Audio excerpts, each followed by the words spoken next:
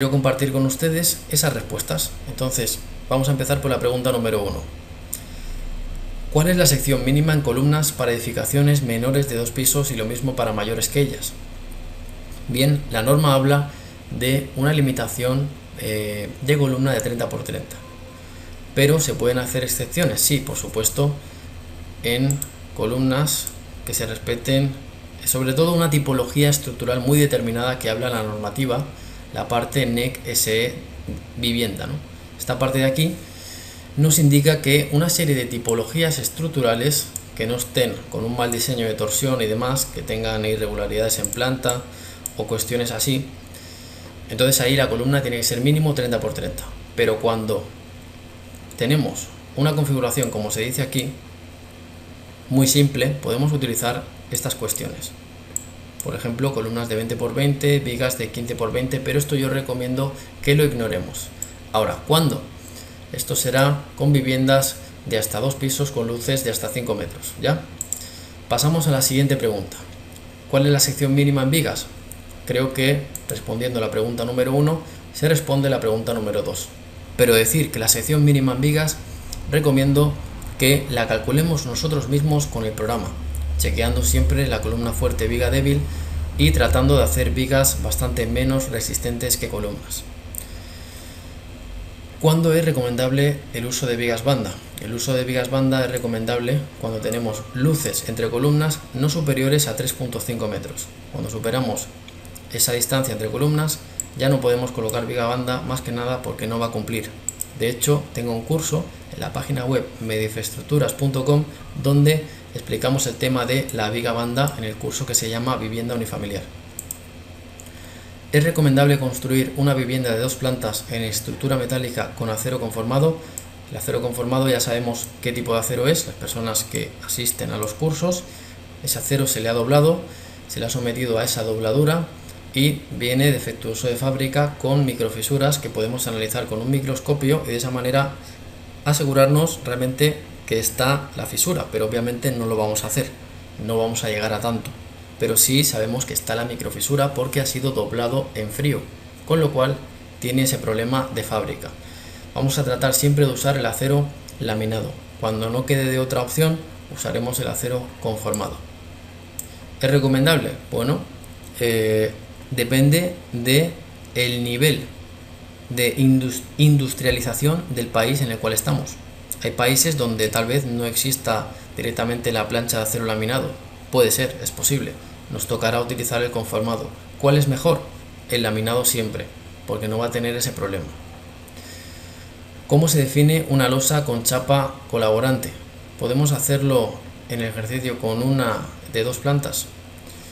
Bueno, básicamente esta pregunta es cómo definir una losa con chapa colaborante. Esto está explicado en el curso nivel especialista de estructura metálica, pero vamos a responder. La respuesta sería, primero de todo, ir a ver las especificaciones técnicas del deck que vamos a colocar.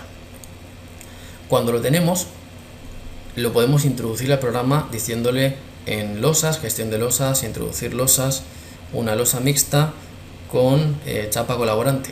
Ahí le damos los datos de la chapa y ya tenemos definida esa losa, poniéndole un espesor de 10 aproximadamente.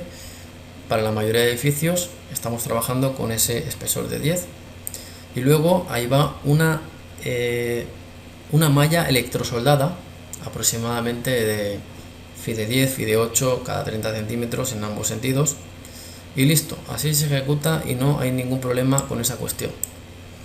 ¿Cómo se define? Pues con el programa. Se define con el programa y se analiza como explicamos en el curso.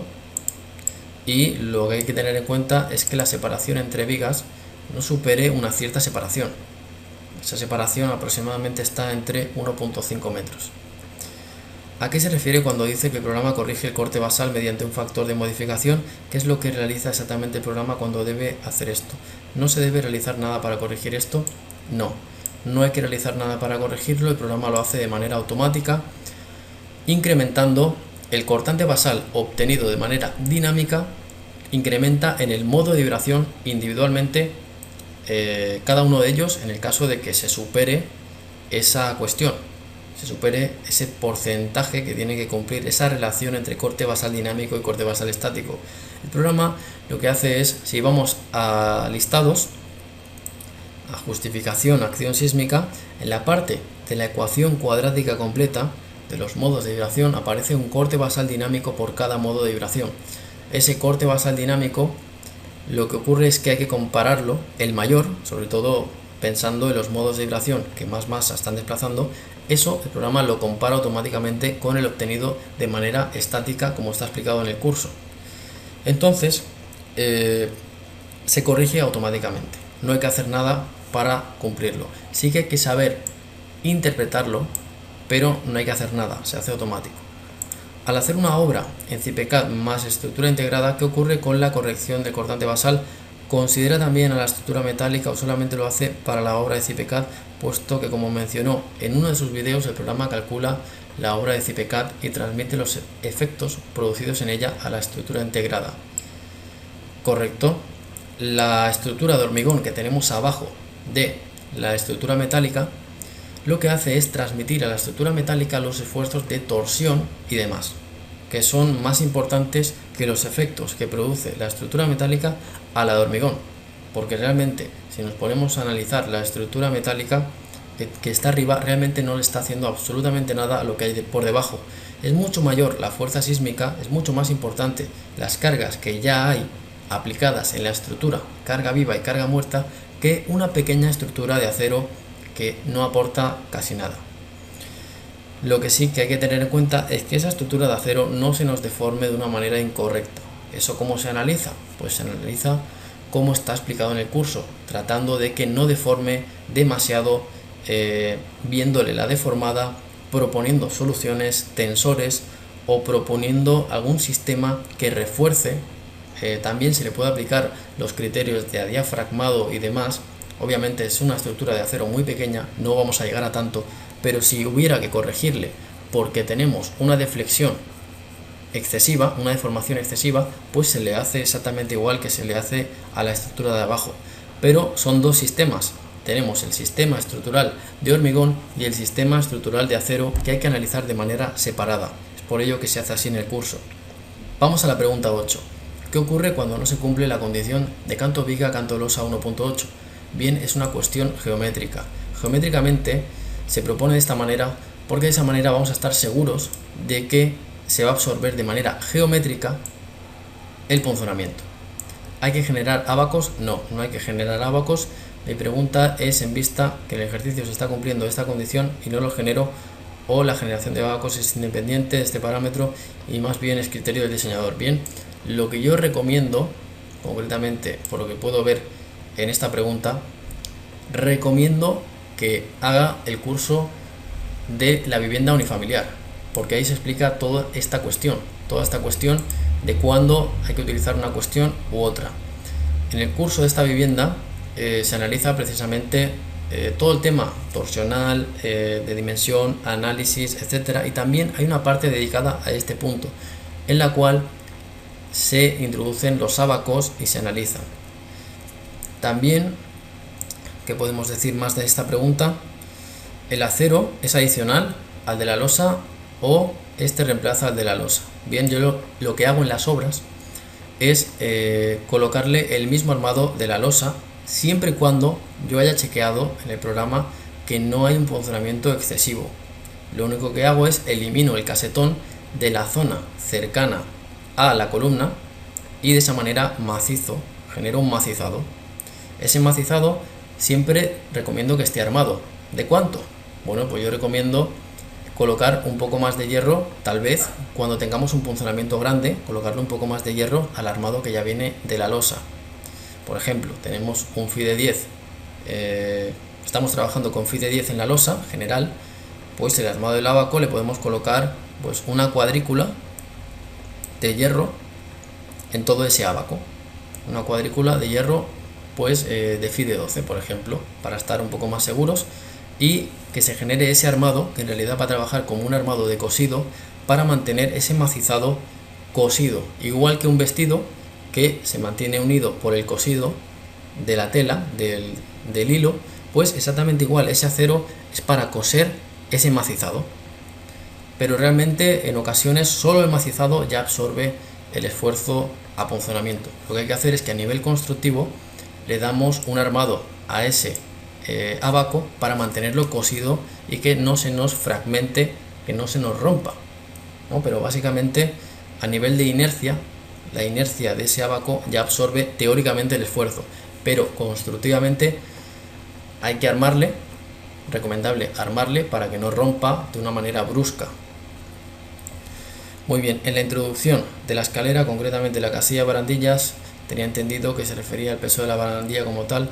Bien, el tema de barandillas no nos preocupemos, hagámosle como está en el vídeo, no nos preocupemos. Esto es un tema, el tema de barandillas no influye en prácticamente nada, solamente es una cuestión constructiva. ¿Cómo le vamos a hacer esa barandilla? Pues bien, le conectamos bien con el hierro de la escalera para la unión, que quede bien conectada, que quede la plaquita para poder soldar la barandilla, si es de acero o si es de otro material. Es un tema constructivo, ahí entra un tema de criterio constructivo, cómo le hacemos, y ese peso recomiendo que lo ignoremos. Sí que es cierto que hay una función para barandillas, está dentro de la opción cuando introducimos la escalera, pero esto no repercute a nivel global de una manera relevante. Muy bien, pasamos a la pregunta 10. Al realizar una obra completamente en metal, ¿qué elementos deben de tener sus extremos articulados de la misma forma como lo hizo en las correas de cubierta? ¿Qué elementos debe tener? Pues básicamente tengo una imagen aquí reservada en la cual está la unión articulada. Esta unión articulada es efectivamente cuando hemos creado esa articulación. Esas vigas articuladas, generalmente para edificios de acero, se articulan pues porque no trabajan a momento, no trabajan como las que están conectadas a la columna. Las que están colocadas a la columna están soldadas de manera rígida, es una conexión rígida. Podemos buscar imágenes de conexiones rígidas en internet y de conexiones articuladas. Esta de aquí, por ejemplo, esta de aquí sería articulada. Esta de aquí, que conecta de esta manera, sería semi articulado o semi empotrado, porque vemos que está bastante soldado. Y si vamos a otra, por ejemplo, esta de aquí, esta está articulada, aunque sería principal. Vemos que estos son vigas principales que conectan. Y si seguimos viendo, esto sería también articulado, pero todavía se podría rigidizar mucho más, soldando el patín de arriba y el patín de abajo. Pero una unión articulada es esto. Esto es una unión articulada cuando nos superamos los 2/3 del alma en la soldadura. Así es como debe de estar configurado, básicamente. Con respecto al periodo fundamental, se puede calcular por dos métodos. El primero aplicable a toda edificación y el segundo cuando la edificación tenga muros estructurales de hormigón armado o mampostería estructural. Sin embargo, cuando se use el método 2 no debe exceder un 30% lo obtenido del método 1 y ahora se puede aplicar este porcentaje a pesar de que no se usó muros de mampostería estructural. Bien, no nos hagamos lío. Calculemos con el método 1 y luego vamos a la tabla de modos de vibración del programa y comparamos el valor que nos exige la norma por el método 1 y lo comparamos con el valor que tenemos en la tabla de modos de vibración. Así es como se hace, así es como lo justifico en las memorias y no hay ningún problema. Todas estas cuestiones son cosas anecdóticas. Esto de aquí de interacción del 10% nos lo podemos leer, está en la norma, pero son cuestiones anecdóticas. Está el método 1 y el método 2. De hecho, el método 2 es muy similar al que hace el programa de manera interna cuando calcula el periodo real de la estructura. Una cosa es la tabla límite de periodo dependiendo del tipo de estructura y la altura, y otra cosa es el periodo real de esa estructura que se manifiesta en la tabla de modos de vibración. Tenemos que saber diferenciar. Y el método 2, la manera de calcular las fórmulas, si vamos a verlas, realmente son como las que, digamos, el programa internamente calcula, de manera que se les aplican las ecuaciones de dinámica de estructuras para ir obteniendo los modos de vibración que dependen de la frecuencia, dependen de una serie de cuestiones, ¿no? Sería ya entrar en dinámica estructural, que no quisiera porque nosotros Lo que queremos hacer es enseñar a calcular estructuras de una manera más simplificada, sin tanto lío, ¿no? Sin tanto lío de teórico. Enseñamos cómo interpretar que la estructura se comporte bien. Eso es lo importante y no tanto estas cuestiones. Eso ya a nivel teórico, teórico, la persona que quiera profundizar en esas cuestiones recomiendo que haga un máster de estructuras destinado al análisis dinámico estructural, un máster en diseño sismoresistente. Eso es lo que yo recomiendo.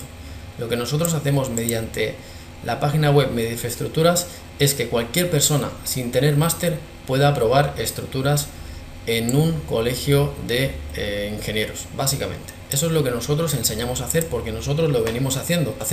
Luego hay cuestiones como estas de las normativas que digamos que son anecdóticas bajo mi punto de vista. Nosotros lo que puedo decir es que entregamos el proyecto con el criterio de no superar el 30% y a nosotros nos va bien. Ahora, si usamos el método 1 o método 2, ya digo, nosotros usamos el método 1. El método 1 es el que usamos y lo comparamos con el valor del programa, que ya digo es muy parecido a cómo calcula el método 2 las fórmulas de la NEC.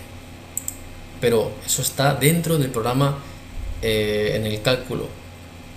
Eso está de manera interna, eso no se ve, no está visible. Muy bien, la pregunta 12. Ya la hemos respondido, pasamos a la siguiente, que sería, luego de ejecutar el programa, ¿cómo sé si los resultados que me presenta son con inercias agrietadas o no? ¿Cómo puedo ver los resultados de ambos casos? Por ejemplo, para comparar con otro software.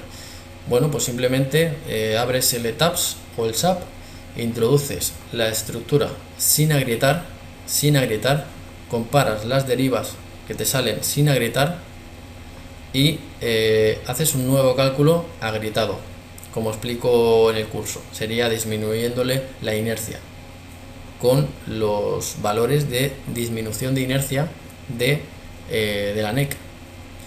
Entonces obtienes los dos modelos que estamos hablando, el modelo 1 y el modelo 2, y comparas con CIPE. Comparas directamente con CIPE a ver qué está dando. Y yo lo que te puedo decir es que sí se tiene en cuenta ese agrietamiento de la sección. Muy bien, esto sería todo lo que quería comentar